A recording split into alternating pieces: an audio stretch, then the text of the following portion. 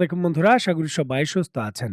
দ্বিতীয় বিশ্বযুদ্ধের পর একটা লম্বা সময় ধরে পুরো পৃথিবীর বাণিজ্যিক যে আদান প্রদান রয়েছে তা সম্পূর্ণভাবে নিয়ন্ত্রণ করত ডলার।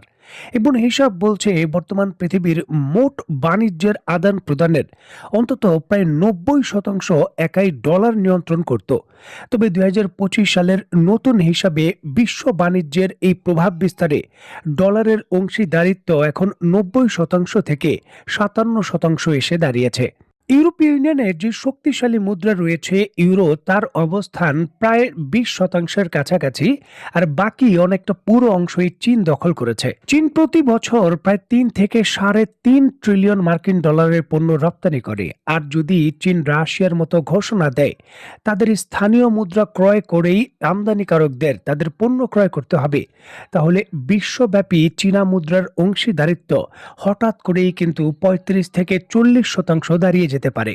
চীন উপযুক্ত সময়ের অপেক্ষা করছে এবং বিশ্বকে নেতৃত্ব দেওয়ার জন্য প্রস্তুতি নিচ্ছে। তার উচ্চ আকাঙ্ক্ষা রয়েছে যুক্তরাষ্ট্রের জায়গা দখল করার, আর তার সম্ভাবনাও রয়েছে। তবে এটা করার জন্য পৃথিবীর বিভিন্ন ইস্যুকে কেন্দ্র করে যুক্তরাষ্ট্র ঠিক যেইভাবে রিয়্যাক্ট করত, তাকেও রিয়্যাক্ট করতে হবে। তার পেশি শক্তি দেখাতে হবে, তার অবস্থান নিশ্চিত করতে হবে।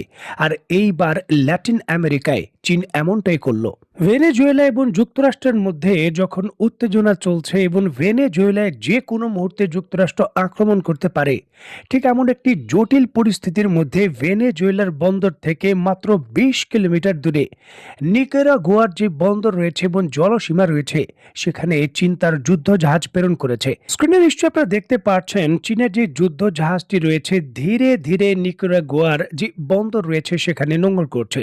আর এটি একটি ঐতিহাসিক দৃশ্য।